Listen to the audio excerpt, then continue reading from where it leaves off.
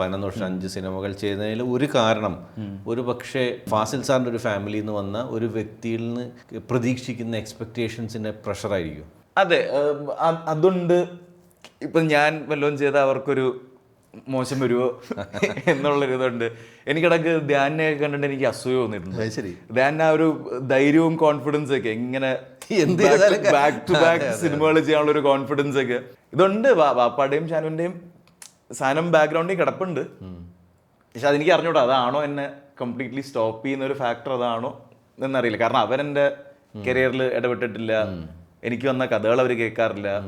അതുകൊണ്ട് തന്നെ ഒരു എക്സ്ട്രാ റെസ്പോൺസിബിലിറ്റി പോയി ചെയ്തിട്ട് പിന്നെ ഈ ഗ്യാപ്പ് ഇടുന്നതിന്റെ പ്രശ്നം എന്ന് വെച്ചാൽ ഇപ്പൊ ഇനിയിപ്പോ ചേർന്നു നീ ഇത്രയും ഗ്യാപ്പ് ഇട്ടിട്ട് ഇതാണോ പോയി ചെയ്തത്, അത് ഒരു ടെൻഷനായി മാറി. പക്ഷെ ഇതിപ്പോ ഓക്കെ. ഈ പടം കഴിഞ്ഞിട്ട് കുറെ പേര് സിനിമയിലുള്ള കുറെ പേരും എല്ലാരും എന്നോട് പറഞ്ഞു ഇനി അധികം ഗ്യാപ്പ് ഇടരുത്, ഓക്കെ ആവറേജ് ആണ് എന്ന് തോന്നുന്ന സാധനങ്ങളൊക്കെ കയറി പിടിച്ചോ. ഒരു 3 എണ്ണം ചെയ്യുമ്പം കറക്റ്റ് ട്രാക്കിൽ വീഴും. പക്ഷെ എന്നിട്ടും എനിക്ക് ഇതുവരെ ഒരെണ്ണം കമ്മിറ്റ് ചെയ്യാൻ പറ്റിയിട്ടില്ല.